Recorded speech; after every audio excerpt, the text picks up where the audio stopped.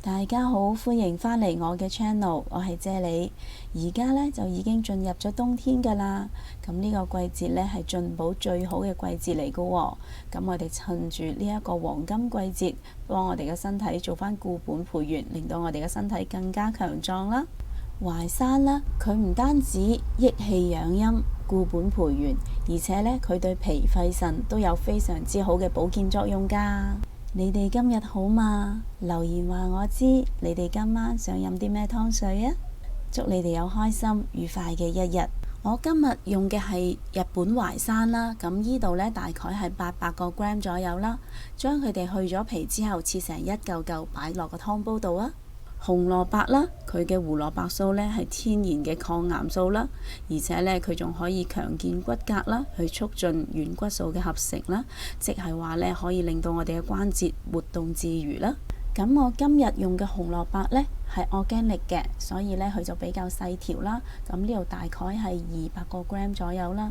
咁將佢去咗皮之後，切成一嚿嚿擺埋落個湯煲度啊。麥冬啦，佢有養陰生津嘅功效啦。冬天天氣好乾燥啦，我哋經常會覺得口乾啦、喉嚨乾啦，甚至乎有乾咳啦。咁以上症狀呢，麥冬都係有一定嘅療效㗎喎。咁我呢度呢，用咗大概20個 gram 左右啦。30個 gram 左右嘅紅蓮子啦，佢最啱就係夜瞓、生活壓力大嘅都市人食用㗎啦。若果你對我嘅食譜有任何疑問嘅話，請你將個問題寫喺下邊評論區嗰度啊！我係非常之咁樂意同你一齊分享㗎。寧心安神潤肺嘅百合啦，我呢度大概會用咗40個 gram 左右啦。百合呢，我通常會揀一啲顏色比較偏黃啲嘅，因為呢啲百合呢就冇經過漂白㗎咯。養肝補血安神嘅紅棗啦，我呢度呢用咗7粒嘅。但係呢，因為紅棗核佢係燥㗎啦，所以呢，我會幫啲紅棗去咗核佢啦。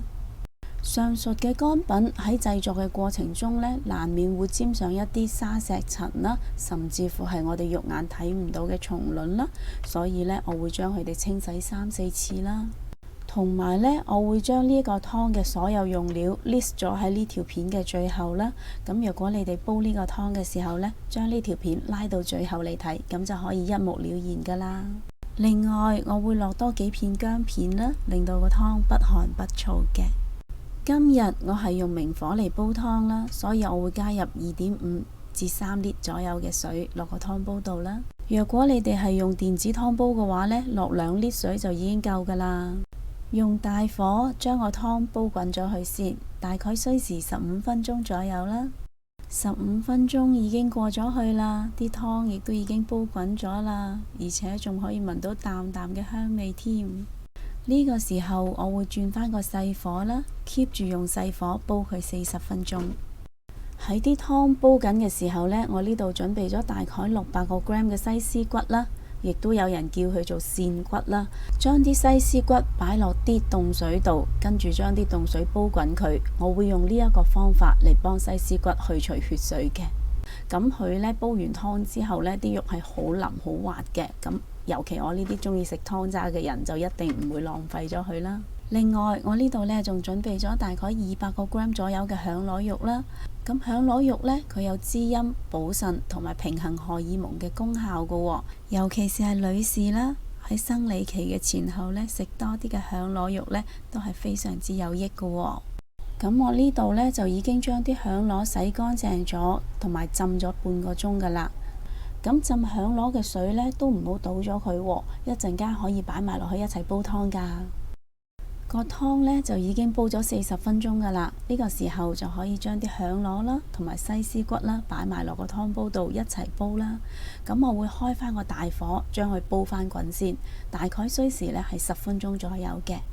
當個湯再次煲返滾嘅時候，就熄返個細火 keep 住用細火煲佢50分鐘啊。睇片呢，50分鐘好快就過咗去啦，個湯都已經煲好咗啦，睇下。好香啊！響螺嘅海鮮香味加埋豬骨嘅香味 mix 埋一齊，哇！呢個香味實在係太誘人啦！而且呢個湯嘅味道好甜好濃郁，真係好好飲。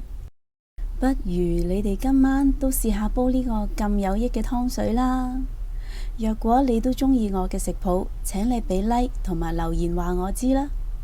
記得訂閱我嘅 channel， 順便撳埋隔離個鐘仔啊！多謝晒你哋嘅收睇，我哋下一個食譜再見啦，拜拜。